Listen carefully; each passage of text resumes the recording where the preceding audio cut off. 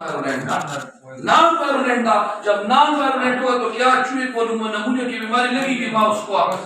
जब नहीं लगी तो वो मरेगा, नहीं मरेगा, इसलिए द माउस डाई। तो मैंने गलत लिखे कि सही लिखा है? गलत लिखा है। यहाँ पर मैंने डाई डाई कहा से ये लाया होती, मैं लाया नहीं मरता। सही है ना? एक्सपेरिमेंट नंबर 1 ठीक है, द माउस लाइव जिंदा है। तो एक्सपेरिमेंट नंबर 1 में जब हम इंजेक्शन ऑफ आर टाइप लगाते हैं रफ टाइप, चूंकि आर टाइप जो स्ट्रेप्टोकोकस निमोनिया ये रफ होता है, ये नॉन वायरोलेंट होता है, ये ऐसा बैक्टीरिया होता है जिस कैरियर कैप्सूल नहीं होता, खतरनाक नहीं होता।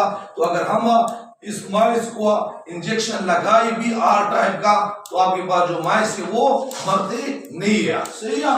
तो ये रिमेन लाइव। अच्छा, जब हम इंजेक्शन ऑफ एस टाइप का लगाते हैं, एस टाइप तो एस टाइप वायरोलेंट के नॉन वायरोलेंट? वायरोलेंट खतरनाक है। तो आपके पास ये जो माउस है इसको बीमारी लगेगी कि नहीं लगेगी? इसकी को बीमारी लगी नमूने की नहीं तो मरेगा कि नहीं मरेगा? तो देख क्या, तो माउस डाई, मर जाता है। जब आपने आर टाइप का इंजेक्शन लगाया तो ये नहीं मरा, जब आपने इसको एस टाइप का इंजेक्शन लगाया तो ये माउस मर गया। फिर क्या case? Experiment number 3 injection of heat killed S type. अगर एक आदमी बहुत भी खतरनाक हो मर जाते हैं, उसका कोई नुकसान होता है? नहीं, वो नुकसान नहीं पहुंचा सकता। अभी जब हम एक्सपेरिमेंट नंबर 3 में हम जो एस टाइप पे इसको हीट किल करते हैं, इसको गर्म करते हैं और ये तो किल हो जाएगा और फिर इसका इंजेक्शन लगाएगा। अगर इसका इंजेक्शन लगाएंगे तो फिर ये माउस डाई होगा कि रिमेन लाइव? क्योंकि खतरनाक तो है एस टाइप, लेकिन ये किल हो चुका है, ये मर चुका है।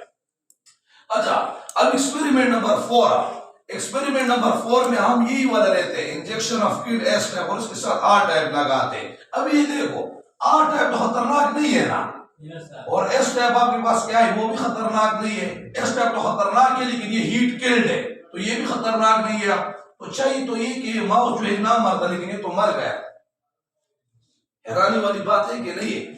यहाँ पर जब हमने आर टाइप का इंजेक्शन लगाया, आर टाइप इंजेक्शन, तो आपके पास जो था क्या था? ये लाइव था और फिर हीट किल्ड ये भी लाइव था। दोनों को जब हमने मिक्स किया तो फिर ये क्यों डाई हो गया? क्या रीजन? इसमें सर जो डीएनए ट्रांसफर हो गया।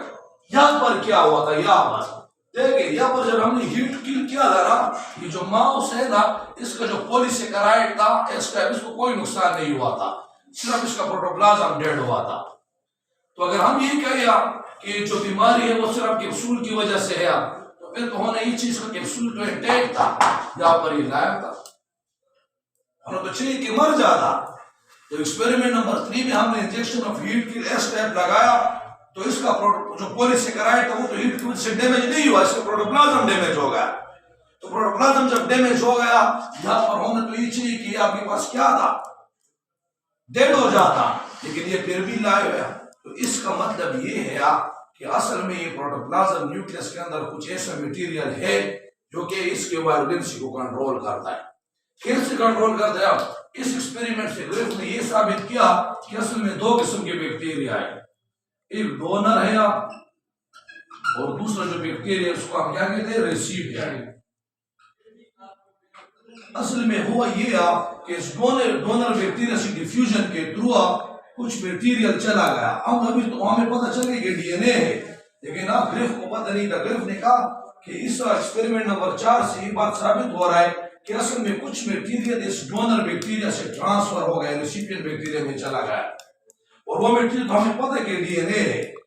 तो ग्रिफ ने क्या कहा 1928 में कि the process which the heredity material is transfer, एक ऐसा प्रोसेस है कि जिसमें हेरिडिटी मटेरियल डीएनए वो ट्रांसफर हो जाए, मुंतकिल हो जाए, किधर से? From the donor to the recipient, donor bacteria से रेसिपिएंट में ट्रांसफर हो जाए and alter the genetic makeup of the recipient, और जो रेसिपिएंट है उसका जेनेटिक मेकअप को क्या करे? चेंज करे। इसको हम कहते हैं ट्रांसफॉर्मेशन।